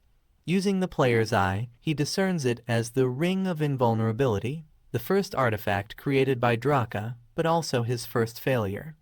The status window reveals that the ring grants a small chance to resist any physical force that touches the wearer's body, increasing the chance to negate physical damage. Upon reading the status window, Strang starts laughing, and Luin's expression becomes solemn. Strang then explains, it even restricts touches from your friends and hugs from your lover. It might prove useless when you really need it and could activate on something trivial, making it a failure. But you need this. Luin feels disheartened upon hearing this, but he tells Strang, but you wanted this, didn't you? As Luin tries on the ring, he feels a slight relief as his health increases by 10 plus 200, which gives him some comfort. The ring fits him perfectly, and he feels like it might have been made just for him. He then approaches the shopkeeper and asks about the price of the ring, but the shopkeeper smiles and tells him to keep it for free. He explains that the ring had been lying in the boss's shop for a long time, and he doesn't know how to take care of it. Luin, feeling happy upon hearing this, says, all right then, I'll want to buy some more things. He starts searching through the shop with the help of his player's eye, analyzing the details of every item. After a while of searching, his gaze falls upon a book with a high reality rating. It's a book about quantum mechanics of magic and swords. As soon as he sees it, he understands that he wants that book and immediately reaches out to grab it. However, just as he's about to take it, another girl comes running from behind and tries to reach for the book. Luin quickly places his hand on the book first, and the girl places her hand on top of Luin's hand. Luin's gaze immediately falls on the girl, and he learns from her status that her name is Irene Prius. She is a 5th-class magician, and her potential is very high. Upon reading her name, Luin understands that she is from the Seiki Women's University, and she comes from a territory where the king is known as the King of Wizard and the Wizard of Boundary. She is one of the 11 next-generation magicians that he picked. Luin has heard rumors about her before, saying that she is a genius and that people regard her as powerful as a 5th-class magician. These rumors turn out to be true. Irene Prius looks at Luin and asks him for the book, but Luin tells her that he saw and touched the book first, so it belongs to him. Irene notices Luin's emblem on his uniform and says, judging by your symbol on your uniform, you must be from Ignit Academy. Both of them have their hands on the book, and neither is willing to let go. Irene, upon hearing Luin's words, introduces herself and mentions that she was only here to buy the book. She asks Luin if she can take the book if he doesn't mind. Luin, upon hearing her, is lost in thought. He considers that she may have overheard their previous conversation as they had met during the Grand Festival, but he's not entirely sure of her intentions. He then asks Irene, can you tell me why you want this book? Because normally people don't search for this book. Irene hesitates to respond and awkwardly says that she needs the book for a personal assignment but can't provide any details. She avoids further questioning and her cheeks turn red as she speaks. However, Luin catches her lie and realizes that Irene isn't obtaining the book for an assignment, but perhaps for something related to the king or another matter. Unable to argue further, Luin breaks his silence and tells her, you can take the book, Irene. Irene thanks him, and while she does, Luin moves on to look for other items to purchase. When Luin returns to his accommodation and tells Jason about Irene Prius, his friends become excited upon hearing her name. They find her endearing and start asking Luin numerous questions about her, expressing their curiosity. Hanks, being with them, teases Jason by mentioning how he sat next to Irene during last year's exam and even talked to her. Upon hearing this, Jason starts feeling even more jealous. Hanks continues, praising Irene Prius, saying she's very strong but always ends up being in the top 2 ranks, which stresses her out because she aims to secure the top rank. Jason starts feeling bad upon hearing her criticism. Hanks explains about Doom Prime, stating that he is the top student of the Rainak Magic Soldier Training School and is highly respected among wizards of his age on the continent. Additionally, Doom Prime is the owner of the Sword of Radiance. Upon hearing this, Luin understands why Irene wanted the book to potentially defeat Doom Prime. Hanks elaborates further, stating that despite the challenges of being a magic swordsman, Doom Prime stands out. The Sword of Radiance, an S-class artifact, sets him apart. Hanks believes Doom Prime's swordsmanship level is comparable to that of an ordinary knight. However, Jason remains disinterested in Doom Prime's possessions or skills. Hanks continues, highlighting Doom Prime's privileged background, wealth, and attractiveness, which contribute to his high popularity among girls. Luin feels overwhelmed upon hearing Hank's description of Doom Prime and Irene's capabilities. He realizes he's facing tough competition. Irene, who has mastered 5th class magic at the age of 16, and Doom Prime, who consistently defeats Irene every year. This realization fills him with worry about his own abilities in the upcoming fight. He recalls the dean's words about not necessarily becoming the winning candidate, which adds to his anxiety. Despite knowing that he won't receive much attention, Luin can't shake off the pressure building within him. As the door opens, a boy rushes in, excitedly announcing the details of the opening ceremony for the grand festival displayed on the notice board. Luin feels a sense of relief upon hearing the news, and he immediately heads outside to check the list. As he approaches the area where the list is posted, he sees a crowd of students from different academies eagerly gathered around. With anticipation, Luin scans the list to see his opponents, and he discovers that his first opponent is from the Oyota Academy. Seta Malkiri's gleefulness at the prospect of facing Luin's team's opponent from Oyota Academy doesn't sit well with Luin and his teammates. Luin notices the fear in their faces as they discuss Oyota Academy's reputation for playing dirty. Despite Seta Malkiri's taunts, Luin and his teammates remain silent, knowing the challenge ahead. They exchange worried looks and discuss amongst themselves the reputation of their opponents. Fear is evident on their faces, and Luin realizes the gravity of the situation. However, children from several other academies start speaking ill of Luin's team and mocking them. Despite hearing their remarks, Luin remains confident, but he doesn't say anything back. He sees this as an opportunity and resolves in his mind that he will definitely show them their worth, proving that they are not old slaves anymore. Luin breaks his silence and strides forward, addressing everyone. As you talk, we are from the Academy, and I am their representative. With a newfound confidence, he continues, I will stop talking now, but I have one request.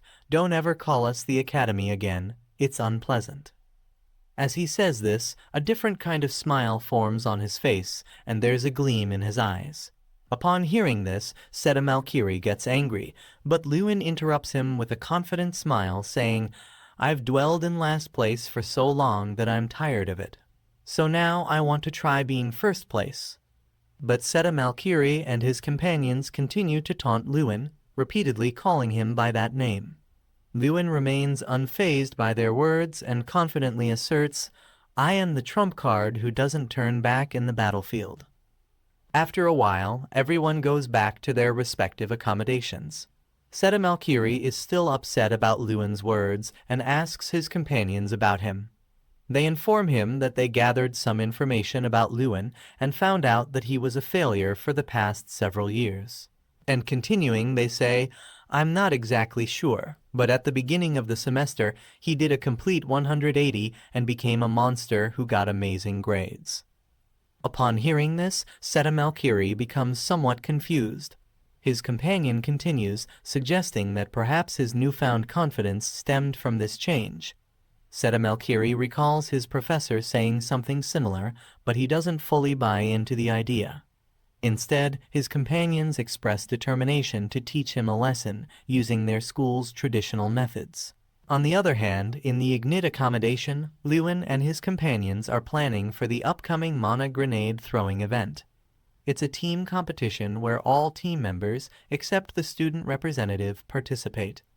The challenge involves throwing mana grenades at mithril golems, and the team that destroys them faster wins.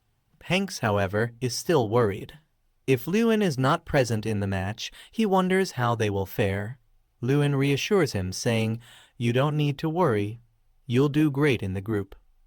Hearing about the group strategy, Hanks becomes a bit confused, and Jason also gets worried about the match. Luin explains the group strategy to them. One group will tap mana granite, the second group will transport it, the third group will attack the golem, and the fourth group will hinder the opponent's team by healing their golem. However, his companions are still concerned about facing Oyota's team. They mention that their team will have 30 people attacking the golem at once, and if they attack with fear, how will they win? They feel that there is no clear solution to this problem. Luin explains to Hanks while emphasizing his earlier statement made in front of everyone else, asserting that they won't settle for last place, but aim for first. He assures them that he will do whatever he can to help, even in games where he cannot participate directly. When Oyota throws one, they'll throw 2-3 in return. While traditional methods might be effective for teams with outstanding individual skills, Luin believes that such methods take more time for their team. Hanks and Jason still show concern on their faces, but both of them come forward, trusting Luin's words and agreeing with him. Upon hearing their reassurance, the entire group starts to trust Luin, and a new confidence is instilled among them. Seeing this, Luin's face lights up with a different kind of glow. Luin divides everyone into different groups based on their abilities, using his players' eye abilities because through his abilities, he can identify the strengths and weaknesses of his teammates. As soon as all the perfect groups are formed, those who were not trusting Luin before now start to see a glimmer of hope, and a wave of new confidence can be seen on everyone's faces. Everyone is very happy with their respective groups. Just then, the door opens from behind, and one of their teammates comes in, collapsing to the ground on his knees. His face and hands are covered in blood, and his condition looks severe. As soon as he arrives, he calls out to Luin, who immediately rushes to him, asking what happened to him. And he is in great pain as he slowly tells Luin that Seta Malkiri and his companions are responsible for his condition.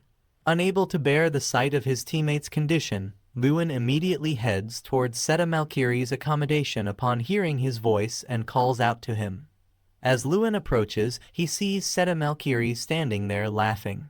They stand face to face, and Seta Malkiri urgently asks Luin, "What are you relying on to be this cocky?" Luin, in a calm tone, places his hand on Seta Malkiri's shoulder and says, "What am I relying on?" He then swiftly helps him onto his feet and guides him to sit on the ground. Seta Malkiri finds himself unable to match Luin's strength, feeling both fear and anger welling up inside him. In a fit of rage, he attempts to strike Luin with his fist, but Luin effortlessly deflects the attack, grabbing his hand and twisting it away, causing Seta Malkiri to cry out in pain. Luin, maintaining his composure, issues a warning to Seta Malkiri, emphasizing that any harm to his teammates will have consequences. With Seta Malkiri writhing in pain on the ground, his teammates arrive, confused by the scene unfolding before them, and they inquire about his condition, unsure of what transpired.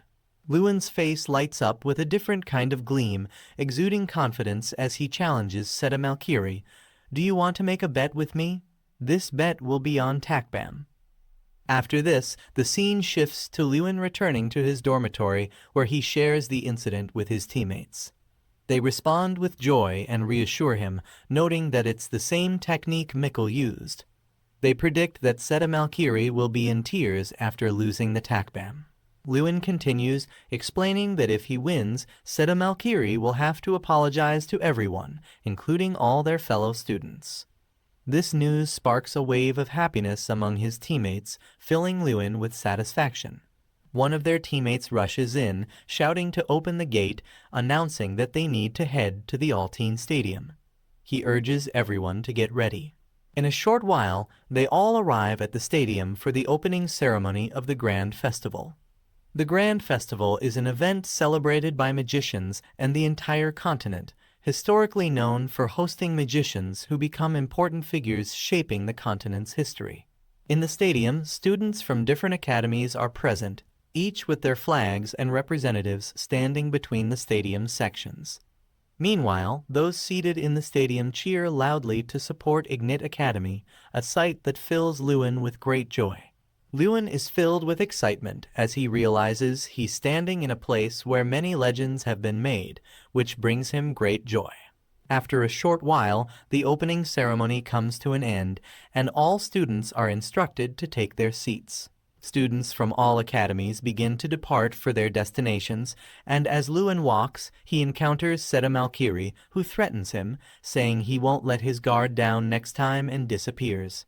However, Luin pays no attention to his words because his focus is on Doom Prime, the winner of the Magic Festival, who stands at the pinnacle of the Rainak Magic Soldier Training School. Luin is preoccupied with the thought that if he keeps winning competitions, he'll eventually have to face Doom Prime. As he's contemplating this, Irene Prius approaches from behind and accuses him of being someone who causes trouble wherever he goes. Confused by her sudden appearance, Luin tries to understand why she's there. Irene reminds him of the incident at the Oyota accommodation. Shocked, Luin is speechless, unable to comprehend how she knows about those events. Irene continues, saying that Alteen is a small place, and she's sure everyone knows about the incident by now. Luin hesitates upon hearing her words and stammers, trying to explain that he wasn't trying to cause trouble, but just wanted to talk. Upon hearing Luin's response, Irene pauses and turns back to him, advising him that since he gave her the book, she's trying to return the favor by giving him some advice. It's best not to draw too much attention to oneself. Luin quickly responds, saying it's like she's hiding her true skills. Irene is taken aback by his comment, unable to respond, but Luin shows no interest in hearing her reply and tells her he has to go as he's one of the contestants for the first event of the festival. Luin, however, is unable to say anything, and she watches him quietly as he leaves. In just a few minutes, the Mana grenade throwing event is about to start, pitting Ignit Academy against Oyota. All the students from Ignit Academy are excited and happy for the match, feeling strong and confident. Jason boosts the confidence of his teammates, telling them they need to show everyone what they're capable of. With newfound confidence, they all head to the field. The first event, the Mana grenade throwing, finally begins. However, confusion erupts among the spectators as they observe Ignit Academy's new group technique, which resembles the Knights group. Criticism starts pouring from the crowd, claiming that this is the same school that boasted about reaching first place, yet now they seem destined for last. Luin stands among them, listening to the taunts. The match commences shortly after, and Ignit's Golem loses a hand within moments. Jason, leading from the front, tries to boost his team's morale. From the sidelines, Luin cheers, urging them to quickly defeat the Golem. Soon, the Golem's right hand is also destroyed, causing chaos on the field. Seta Malkiri becomes furious, yelling at his teammates about how they could lose to the Academy team. His teammates yell, explaining that they can't do much because Ignit Academy's students keep moving their Golem continuously, making it difficult for them to inflict more damage. Seta Malkiri's anger grows as a result. Meanwhile, Irene Prius observes the match and finds Ignit Academy's new strategy impressive. However, she realizes that such a strategy requires a deep understanding of each individual's strengths. Otherwise, it wouldn't work. She recalls Luin's words about finding the book instantly, which she had been searching for a long time. Jason and his teammates diligently follow the plan on the field. Irene Prius finds Luin's insights intriguing, and she wonders why she hasn't seen him at any magic festival before. Jason's confidence soars as he observes the state of the Golem. With great confidence, he lifts his mana grenade and, while hurling it, shouts, "It's over, you assholes." The mana grenade collides with the Golem, causing a powerful explosion that shatters it into pieces. The audience in the stadium rises to their feet, cheering and applauding their performance, while Jason's teammates are filled with joy and begin congratulating each other. Seta Malkiri is stunned by this turn of events, rendered speechless and seething with anger at Ignit Academy's victory. Jason and his teammates revel in their success, exchanging congratulations with each other and receiving praise from everyone, including Luin, who joins them in celebrating their victory. The other academies, who were initially mocking Ignit Academy for their past failures, now begin to ridicule Oyota Academy after their defeat, coming up with new names for them and making jokes at their expense. Shortly after, the Capture the Flag game is about to begin between the team representatives. Luin's teammates boost his morale, cheering loudly with a newfound wave of excitement on their faces, unlike before. In the first match, Luin and Seta Malkiri stand facing each other in the arena, while the spectators in the stadium eagerly await the start of their match, cheering loudly. Seta Malkiri stands before Luin, but there's a hint of concern on his face. With a smile, Strang stands firm and responds, "You seem nervous to me." To which Luin replies confidently, "We are ranked 200 out of 30 schools, right? It's perfect." Strang, upon hearing this, asks, "What's perfect about it?" Luin responds, explaining, "People are starting to pay attention to us again with our recent victory, but it's still not enough to break away from the label that has been branded on us for years." Luin expresses with great confidence to Strang that he will achieve an overwhelming victory against Oyota, which will change the perception among the people, something that has been associated with their academy for years. Strang always appreciates seeing his confidence, and Luin tells him in the end, "We must show him," referring to the magician they are discussing. In a distant dark room, heads of different academies are seated, observing a large sparkling crystal ball that illuminates the room. They are watching Luin and Seta Malkiri's match through this crystal ball. In that room, Flame King Terran is also present alongside the Dean of Ignit's Academy. Terran tells the Dean about Luin, stating that he was a candidate among the 11th human children. The Dean asks Terran if he still remembers him. Terran responds, explaining his habit of remembering talented individuals, and elaborates that Luin was exceptionally talented, having learned mana instinctively at a young age. However, he expresses disappointment upon learning about Luin's Magic Evocation Disorder. Upon hearing this, the Dean asks Terran if he is disappointed. "Weren't you the one who treated him like a useless child?" So, upon hearing this, Terran says, "But now, to think you chose a magician who couldn't even evoke mana as the student representative. I don't think you did that because you had something interesting in store like before. Does that mean he's overcome the curse in a few years?" On the other hand, on the field, Luin and Seta Malkiri are waiting for the match to begin. Luin is full of confidence as he asks Strang what type of magic he will use because he needs to defeat Seta Malkiri, his close friend. He further questions if Strang is not planning to summon a guardian. Luin replies, "Guardians aren't smart, so I won't." Strang is confused by his answer and asks what his plan is for the fight. With a glint of confidence in his eyes, Luin prepares himself for the match by stretching, and he responds to Strang, "I will fight him head-on." The order to start the match is given by the referee, and as soon as Luin hears this, he swiftly moves towards Seta Malkiri to attack him. Seeing Luin approaching, Seta Malkiri is momentarily startled and shouts, "I will pay you back for what happened at the lodging." He then summons a battle guardian, a massive knight that showcases Seta Malkiri's magical powers as it emits a bright blue light. Unfazed by the appearance of the guardian, Luin swiftly uses time refraction, and with the speed of light, quickly maneuvers behind Seta Malkiri.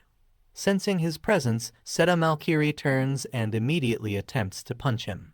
But Luin effortlessly blocks Seta Malkiri's punch with a smile exuding confidence as he says, "I knew it." Although Luin has a tight grip on Seta Malkiri's hand, Seta Malkiri continues to struggle to break free, asking, "Aren't you going to let go of me?" Smiling and gesturing behind him, Luin replies, "I don't think you should be saying something like that now." As Seta Malkiri turns around, fear fills his face, sweat beads on his forehead, and his eyes widen in terror as his own guardian moves to attack him.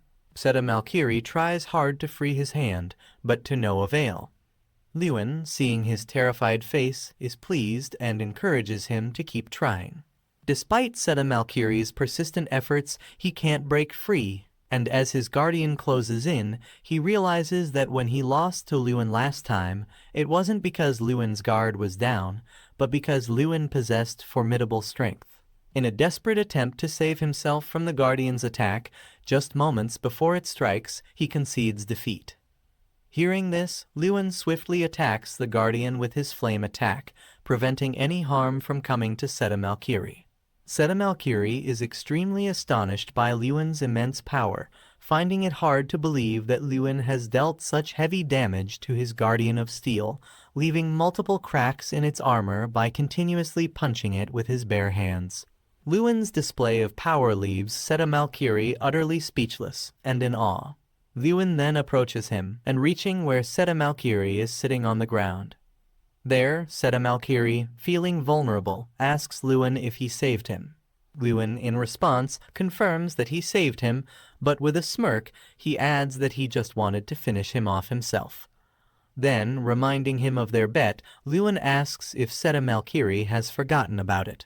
Seta Malkiri is already quite frightened, sitting on the ground, his face showing signs of fear and sweat dripping down.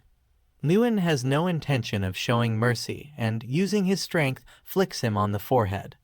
Upon the flick, Seta Malkiri is sent flying through the air, his condition worsening as he sustains an injury to his forehead.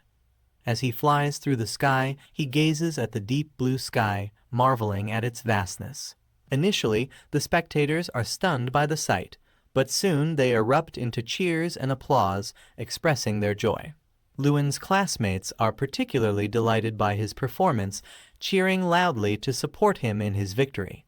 The people sitting in the stadium can't believe what kind of fight it was because Luin won in a completely one-sided manner, dominating the entire match.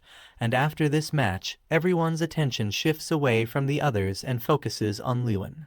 But after witnessing Luin's performance, Terran King seems to be in a state of shock.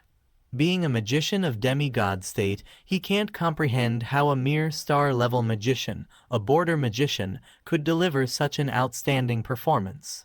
He's filled with questions upon seeing Luin, as he has never heard of Luin's type of magic before. Alongside, there's a separate feeling of jealousy towards Luin, and now he just wants to know who this boy really is.